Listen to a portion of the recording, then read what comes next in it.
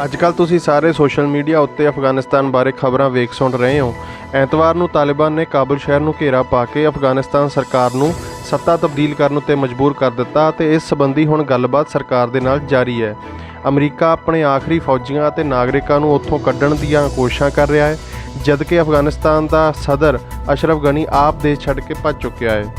ਭਾਵੇਂ ਪੱਛਮ ਦਾ ਸਾਰਾ ਮੀਡੀਆ ਤਾਲਿਬਾਨ ਦਾ ਚੀਕ ਚਿਹਾੜਾ ਪਾ ਕੇ ਅਮਰੀਕੀ ਸਾਮਰਾਜੀਆਂ ਦੇ ਅਫਗਾਨਿਸਤਾਨ ਵਿੱਚ ਕੀਤੇ ਕੁਕਰਮਾਂ ਨੂੰ ਛਟਿਆਉਣ ਦੀ ਕੋਸ਼ਿਸ਼ ਕਰ ਰਿਹਾ ਹੈ, ਪਰ ਸੱਚ ਇਹ ਹੈ ਕਿ 2001 ਤੋਂ ਅਫਗਾਨਿਸਤਾਨ ਦੇ ਲੋਕਾਂ ਉੱਤੇ ਥੋਪੀ ਆਪਣੀ ਇਸ ਜੰਗ ਵਿੱਚ ਅਮਰੀਕਾ ਨੂੰ ਸ਼ਰਮਨਾਕ ਹਾਰ ਨਾਲ ਸਾਹਮਣਾ ਕਰਨਾ ਪੈ ਰਿਹਾ ਹੈ ਤੇ ਬਹੁਤ ਸਾਰੇ ਮਾਹਰ ਇਸ ਨੂੰ ਅਮਰੀਕਾ ਦੀ ਵੀਅਤਨਾਮ ਵਿੱਚ 1975 ਵਿੱਚ ਹੋਈ ਹਾਰ ਦੇ ਨਾਲ ਵੀ ਮੁਕਾਬਲਾ ਕਰ ਰਹੇ ਨੇ, ਜਦੋਂ ਉੱਤਰੀ ਵੀਅਤਨਾਮ ਦੀਆਂ ਕਮਿਊਨਿਸਟ ਫੌਜਾਂ ਨੇ ਹੋ ਚੀ ਮਿੰਹ ਦੀ ਅਗਵਾਈ ਵਿੱਚ ਅਮਰੀਕੀ ਥਾਪੜੇ ਵਾਲੇ ਦੱਖਣੀ ਵੀਅਤਨਾਮ ਦੀ ਸਰਕਾਰ ਨੂੰ ਪਲਟ ਦਿੱਤਾ ਸੀ ਅਤੇ ਅਮਰੀਕੀ ਫੌਜੀਆਂ ਨੂੰ ਇਸੇ ਤਰ੍ਹਾਂ ਭੱਜਣਾ ਪੈ ਗਿਆ ਸੀ।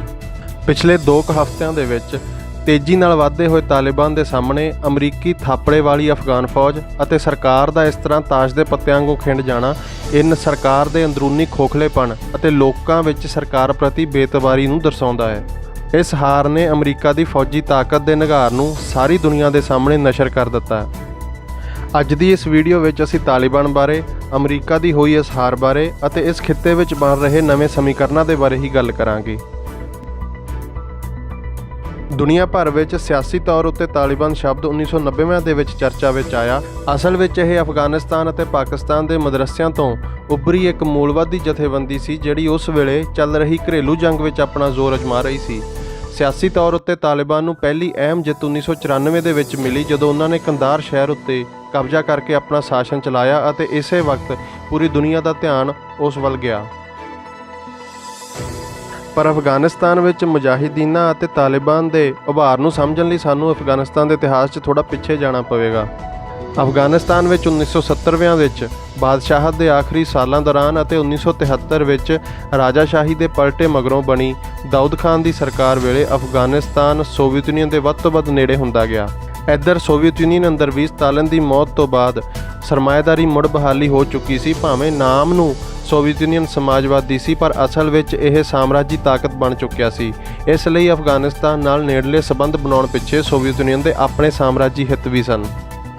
ਇਹਨਾਂ ਸਾਲਾਂ ਨਾਲ ਸੰਬੰਧਿਤ ਅਫਗਾਨਿਸਤਾਨ ਦੇ ਸਮਾਜ ਦੀਆਂ ਤਸਵੀਰਾਂ ਅਕਸਰ ਅਸੀਂ ਸੋਸ਼ਲ ਮੀਡੀਆ ਉੱਤੇ ਵੇਖਦੇ ਰਹਿੰਦੇ ਹਾਂ ਅਤੇ ਇਹ ਸੱਚ ਹੈ ਕਿ ਅਫਗਾਨਿਸਤਾਨ ਵਿੱਚ ਉਹਨਾਂ ਸਾਲਾਂ ਦੌਰਾਨ ਸੰਸਦ, ਚੋਣ ਪ੍ਰਬੰਧ ਅਤੇ ਔਰਤਾਂ ਨੂੰ ਮੁਕਾਬਲਤਨ ਖੁੱਲ੍ਹ ਜਿਹੇ ਕਦਮ ਵੀ ਲਾਗੂ ਹੋਏ, ਪਰ ਕਿਉਂਕਿ ਇਹ ਕਦਮ ਹੇਠਾਂ ਤੋਂ ਕਿਸੇ ਲੋਕ ਲਹਿਰ ਦਾ ਹਿੱਸਾ ਨਹੀਂ ਸੀ, ਇਸ ਕਰਕੇ ਇਹਨਾਂ ਕਦਮਾਂ ਦਾ ਘੇਰਾ ਅਤੇ ਅਸਰ ਬਹੁਤ ਸੀਮਤ ਸੀ। ਵਧੇਰੇ ਵਸੋਂ ਉਸ ਸਮੇਂ ਪਿੰਡਾਂ ਵਿੱਚ ਵਸ ਰਹੀ ਸੀ, ਜਿਹੜੀ ਆਪਣੀਆਂ ਸਥਾਨਕ ਰਹੁ ਰੀਤਾਂ ਮੁਤਾਬਕ ਤੇ ਮਜ਼ਹਬੀ ਮੁੱਲ ਮੰਨਤਾਂ ਦੇ ਮੁਤਾਬਕ ਰਹਿ ਰਹੀ ਸੀ।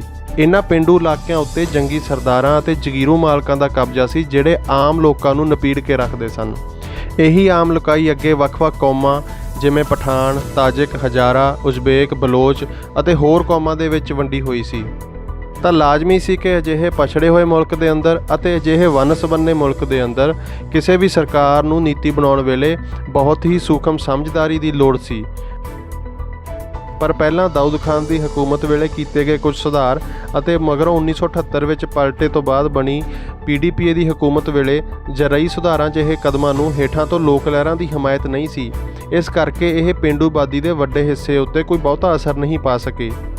ਉੱਪਰੋਂ ਇਹਨਾਂ ਕਦਮਾਂ ਖਿਲਾਫ ਪਿੰਡ ਦੇ ਜੰਗੀ ਸਰਦਾਰਾਂ ਅਤੇ ਜਗੀਰਦਾਰਾਂ ਨੂੰ ਇਹ ਕਹਿਣ ਦਾ ਮੌਕਾ ਮਿਲ ਗਿਆ ਕਿ ਕਾਬੁਲ ਦੀ ਸਰਕਾਰ ਉਹਨਾਂ ਦੀਆਂ ਰਹੁ ਰੀਤਾਂ, ਉਹਨਾਂ ਦੇ ਧਰਮ ਦੀ ਵੈਰੀ ਹੈ। ਇਸੇ ਤਣਾਅ ਦੇ ਵਿੱਚੋਂ ਕਾਬੁਲ ਸਰਕਾਰ ਦੇ ਖਿਲਾਫ ਇਹਨਾਂ ਸਰਦਾਰਾਂ ਅਤੇ ਜਗੀਰੂ ਮਾਲਕਾਂ ਦਾ ਯੁੱਧ ਸ਼ੁਰੂ ਹੋਇਆ ਅਤੇ ਕਾਬੁਲ ਸਰਕਾਰ ਦੇ ਵਿੱਚ ਵੀ ਮੌਜੂਦ ਧੜਿਆਂ ਵਿੱਚ ਆਪਸੀ ਖਿੱਚੋਤਾਣ ਵਧਣ ਲੱਗੀ।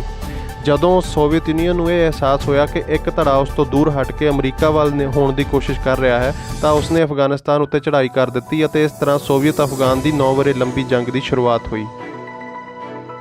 ਇਸ ਜੰਗ ਨੇ ਹਾਲਾਤ ਹੋਰ ਗੁੰਝਲਦਾਰ ਬਣਾ ਦਿੱਤੇ ਅਤੇ ਵਿਦੇਸ਼ੀ ਦਾਅਵੇ ਖਿਲਾਫ ਅਫਗਾਨਿਸਤਾਨ ਦੇ ਲੋਕਾਂ ਦਾ ਯੁੱਧ ਸ਼ੁਰੂ ਹੋ ਗਿਆ। ਇਸ ਯੁੱਧ ਵਿੱਚ ਭਾਵੇਂ ਮੁਕਾਬਲਤਨ ਲੋਕ ਪੱਖੀ ਤਾਕਤਾਂ ਵੀ ਸਨ, ਪਰ ਸਭ ਤੋਂ ਮਜ਼ਬੂਤ ਉਪਰੋਕਤ ਕੱਟੜ ਮੁਜਾਹਿਦੀਨ ਸਨ, ਜਿਨ੍ਹਾਂ ਨੂੰ ਉਸ ਵੇਲੇ ਅਮਰੀਕਾ, ਪਾਕਿਸਤਾਨ ਦੀ ਕੱਟੜ ਜੀਆ ਸਰਕਾਰ ਅਤੇ ਸਾਊਦੀ ਅਰਬ ਜਿਹੇ ਪਛਾਕੜੀਆਂ ਦੀ ਭਰਪੂਰ ਵਿੱਤੀ ਅਤੇ ਫੌਜੀ ਮਦਦ ਹਾਸਲ ਸੀ। ਇਹ ਇੱਕ ਜਗ ਜ਼ਾਹਰ ਤੱਥ ਹੈ ਕਿ ਸਮਾਜਿਕ ਸਾਮਰਾਜੀ ਸੋਵੀਅਤ ਯੂਨੀਅਨ ਵਿਰੁੱਧ ਵਰਤਣ ਲਈ ਤਾਲਿਬਾਨ ਨੂੰ ਅਮਰੀਕੀ ਸਾਮਰਾਜ ਨੇ ਹੀ ਪਾਲਿਆ ਪੋਸਿਆ ਸੀ। 1992 ਵਿੱਚ PDPA ਦੀ ਹਕੂਮਤ ਡਿੱਗਣ ਮਗਰੋਂ ਇੱਥੇ ਸੱਤਾ ਉੱਤੇ ਕਬਜ਼ੇ ਲਈ ਮੁਜਾਹਿਦੀਨਾਂ ਅਤੇ ਜੰਗੀ ਸਰਦਾਰਾਂ ਦਰਮਿਆਨ ਆਪਸੀ ਘਰੇਲੂ ਜੰਗ ਚੱਲ ਪਈ, ਜਿਸ ਵਿੱਚੋਂ 1996 ਵਿੱਚ ਤਾਲਿਬਾਨ ਜੇਤੂ ਹੋ ਕੇ ਨਿਬੜਿਆ। 2001 ਵਿੱਚ ਸੰਸਾਰ ਵਪਾਰ ਕੇਂਦਰ ਉੱਤੇ ਹਮਲੇ ਪਿੱਛੋਂ ਅਮਰੀਕਾ ਨੇ ਇਸ ਖਿੱਤੇ ਉੱਤੇ ਕਾਬਜ਼ ਹੋਣ ਦੀ ਇੱਛਾ ਨਾਲ ਅਫਗਾਨਿਸਤਾਨ ਉੱਤੇ ਹਮਲਾ ਕੀਤਾ, ਪਰ ਅਮਰੀਕਾ ਦੀ ਆਸ ਤੋਂ ਉਲਟ ਇਹ ਜੰਗ ਲੰਬੀ ਖਿੱਚਦੀ ਗਈ। ਇਹ ਅਮਰੀਕਾ ਦੀ ਸਭ ਤੋਂ ਖਰਚੀਲੀ ਜੰਗ ਸਾਬਤ ਹੋਈ।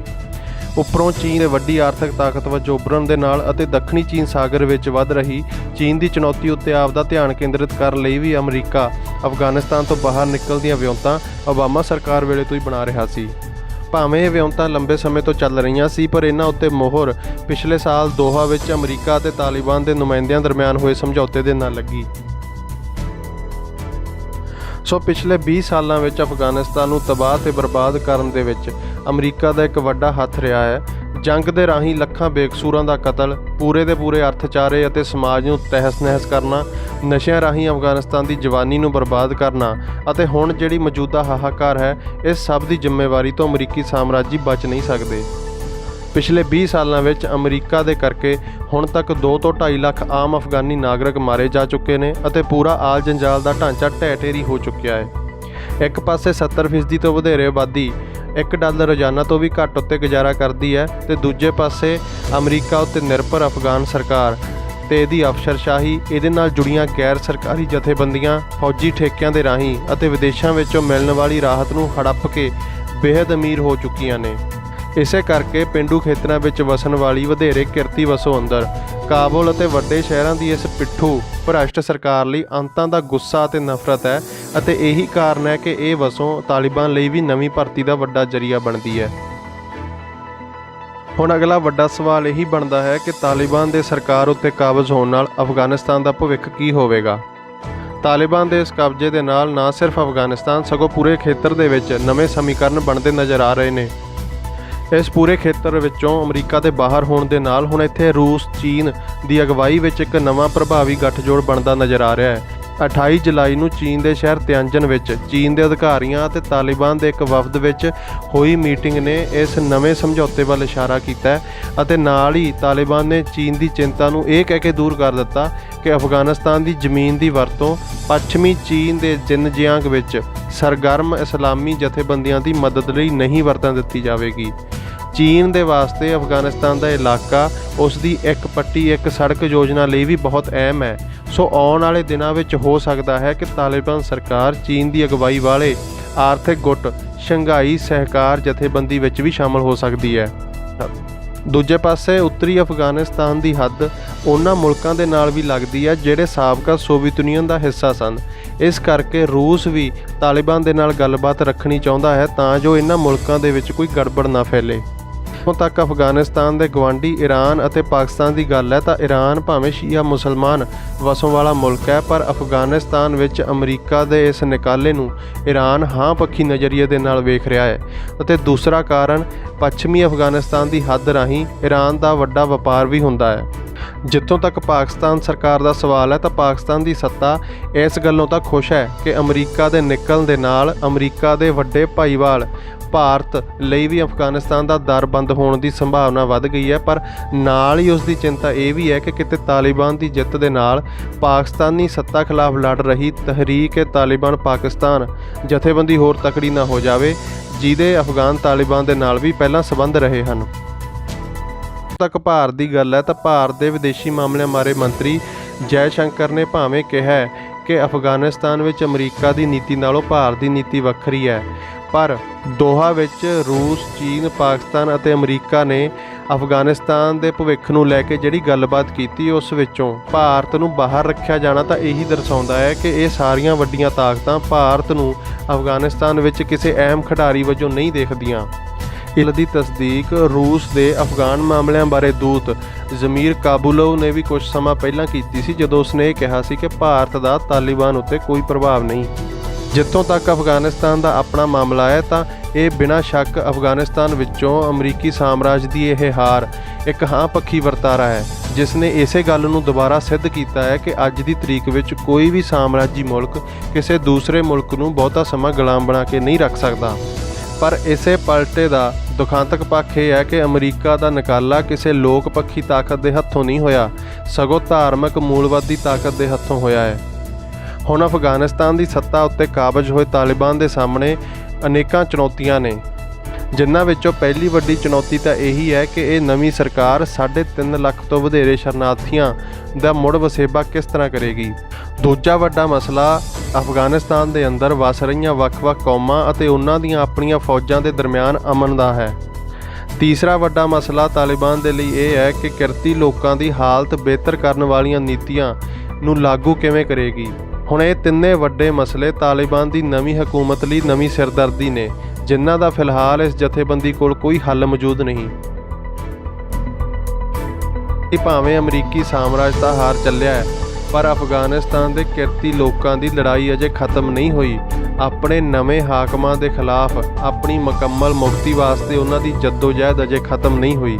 ਆਪਣੇ ਇਹਨਾਂ ਨਵੇਂ ਹਾਕਮਾਂ ਖਿਲਾਫ ਅਫਗਾਨਿਸਤਾਨ ਦੇ ਕਿਰਤੀਆਂ ਦਾ ਸੰਘਰਸ਼ ਵੀ ਜਲਦੀ ਸ਼ੁਰੂ ਹੋਵੇਗਾ ਅਤੇ ਅਫਗਾਨਿਸਤਾਨ ਦੇ ਇਹਨਾਂ ਕਿਰਤੀ ਲੋਕਾਂ ਦਾ ਸਾਥ ਪੂਰੇ ਸੰਸਾਰ ਦੀਆਂ ਲੋਕਪੱਖੀ ਤਾਕਤਾਂ ਦੇਣਗੀਆਂ। ਅੱਜ ਦੀ ਇਹ ਵੀਡੀਓ ਤੁਹਾਨੂੰ ਕਿਵੇਂ ਲੱਗੀ, ਟਿੱਪਣੀਆਂ ਦੇ ਵਿੱਚ ਆਪਦੀ ਰਾਏ ਦਾ ਇਜ਼ਹਾਰ ਜ਼ਰੂਰ ਕਰਿਓ ਅਤੇ ਆਪਣੇ ਦੋਸਤਾਂ ਅਤੇ ਹੋਰ ਗਰੁੱਪਾਂ ਦੇ ਵਿੱਚ ਵੀ ਇਸ ਵੀਡੀਓ ਨੂੰ ਜ਼ਰੂਰ ਸਾਂਝਾ ਕਰਿਓ। ਤੇ ਅੱਗੇ ਤੋਂ ਇਸ ਤਰ੍ਹਾਂ ਦੀਆਂ ਵੀਡੀਓਆਂ ਅਤੇ ਪੋਸਟਾਂ ਹਾਸਲ ਕਰਨ ਦੇ ਲਈ ਲਲਕਾਰ ਦੇ ਫੇਸਬੁੱਕ ਪੇਜ ਨੂੰ ਜ਼ਰੂਰ ਪਸੰਦ ਕਰੋ।